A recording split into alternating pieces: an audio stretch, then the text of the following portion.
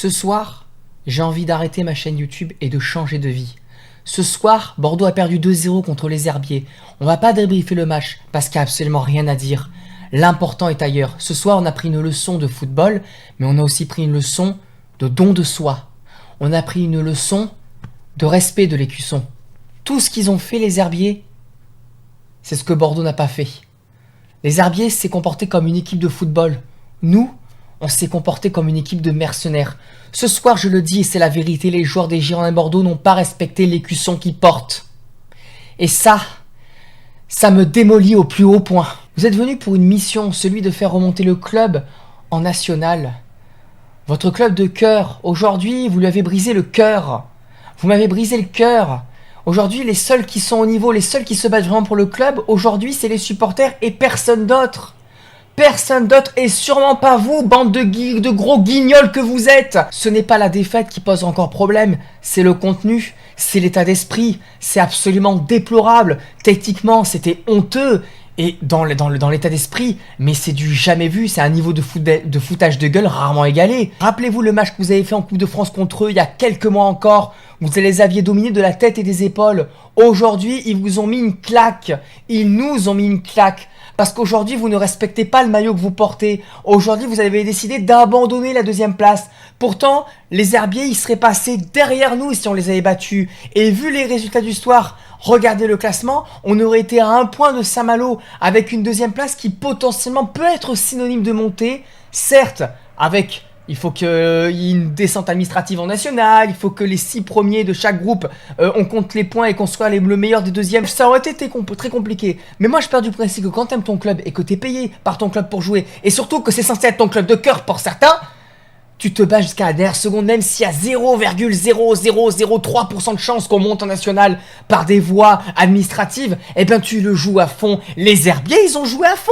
Les Herbiers, ils se sont dit, ben voilà, peut-être que le meilleur deuxième va monter, alors pour l'honneur et pourquoi pas espérer un miracle, on va faire un grand match et on va battre Bordeaux. Et ils ont battu Bordeaux, et ils auraient pu nous en mettre 4-5 sans un bon Lassin Diabaté et sans un Nathanaël Baye sur son côté droit qui lui s'est battu. D'ailleurs, Diabaté Baye, c'est peut-être les seuls que je sauve ce soir. Les seuls du 11 ce soir que je sauve, c'est Baye et Diabaté. Le reste, c'est poubelle. C'est poubelle, je vais même pas chercher à comprendre en fait.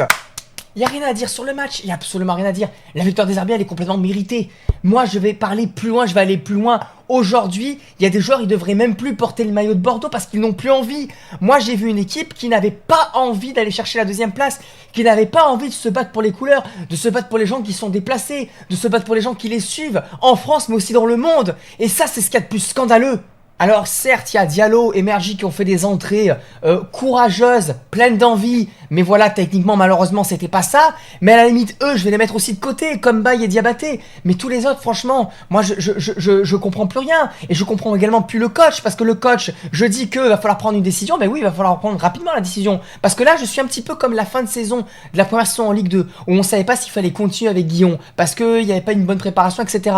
Ben là, c'est pareil, en fait. Est-ce qu'on continue avec Bruno RS parce que on part du principe qu'il n'a pas pu composer son effectif, qu'il a dû constituer 2 effectifs en 2 semaines, que c'était très compliqué de jouer la montée dès la première saison. Là, il va pouvoir faire son mercato, il aura le temps, ils vont pouvoir réfléchir, il y aura une vraie préparation physique. Alors, est-ce qu'on lui donne le temps? Est-ce que vous, sur YouTube, là, dans les commentaires, dites-moi. Ou alors, est-ce qu'on part du principe qu'il a déjà eu sa chance, qu'il n'y a absolument aucun fond de jeu entre le début et la fin de saison, on a même l'impression qu'il y a une régression dans l'envie des joueurs sur le plan technique.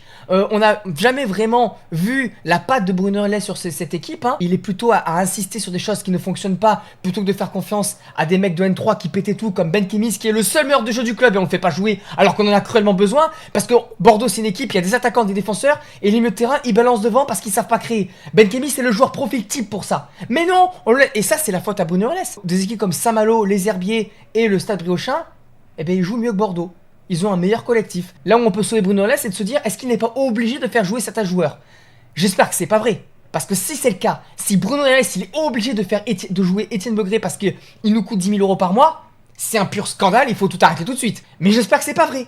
Je dis ça, j'en sais rien. J'espère que c'est pas vrai. Mais je me pose quand même la question. Je me dis, pour que Etienne Moret continue d'être titulaire alors qu'il marche sur le terrain et qu'il nous pisse dessus, parce que vraiment, il pourrait aller devant les supporters et nous pisser dessus, ce serait exactement la même chose en fait. Hein. On assume, on le met sur le banc et il peut être payé 10, 15 000 ou 2 000 euros par mois, on s'en fout en fait. Mais j'ai presque l'impression que dans les contrats, peut-être que dans les contrats, il y a des gens qui sont obligés de jouer. Mais j'en sais rien. J'essaie de me renseigner. Je vous dirai ça. Mais en tout cas, moi, à l'instant T, je ne sais pas. Je me pose vraiment la question parce que c'est invraisemblable. C'est invraisemblable qu'on continue de jouer de façon aussi stéréotypée alors que tous nos adversaires, ils savent exactement aujourd'hui comment nous prendre. Et ça, ce serait normalement du ressort de l'entraîneur, Bruno Herles. C'est à lui de changer les choses. C'est à lui d'essayer de surprendre les adversaires. C'est à lui de modifier son 11 quand il voit qu'on perd 5 matchs d'affilée. Moi, aujourd'hui, qu'est-ce que vous voulez que je fasse? J'ai même pas envie d'aller au stade la semaine prochaine. Parce que ça sert à quoi? Mais pour voir quoi? Si les mecs ont décidé que c'est la fin de la saison, ben moi je propose qu'on déclare forfait. Ça sert à rien de jouer les matchs si on a peur de se blesser, si on veut pas faire les efforts et si de toute façon la saison est finie, qu'on n'a pas envie de jouer au football. Déclarons forfait, dites tout de suite. Pourquoi on profite pas de cette fin de saison pour essayer déjà de se dire Bordeaux-Granville, le Hockey et Bordeaux, c'est des matchs de préparation. Des matchs de préparation pour la saison prochaine, des matchs amicaux. Mais dans ces cas-là, à Bruno Herles de modifier son 11, de tenter de nouveaux dispositifs tactiques, de tenter de tester des jeunes. Pourquoi on va pas tester les U18, la réserve, puisque la saison est terminée? Pourquoi on continue de faire jouer des mecs qui n'ont plus envie de jouer? C'est incompréhensible. C'est incompréhensible. Moi, la semaine prochaine, j'ai pas envie d'aller voir Bordeaux-Granville. Je vais pas vous mentir, j'ai pas envie d'y aller. Mais je vais y aller par respect. Pour le club, pour mon club et pour les gens qui me regardent.